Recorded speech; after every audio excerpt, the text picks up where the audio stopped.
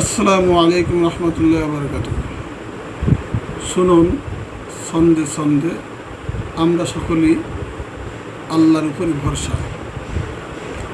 ধন্য আমি ধন্য, শুধুই তোমার জন্য।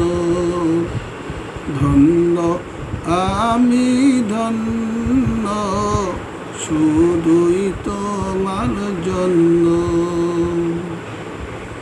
তুমি ছাড়া আর কে আছে আমার, তুমি ছাড়া আর কে আছে আমার, এই পৃথিবীতে অনন্য।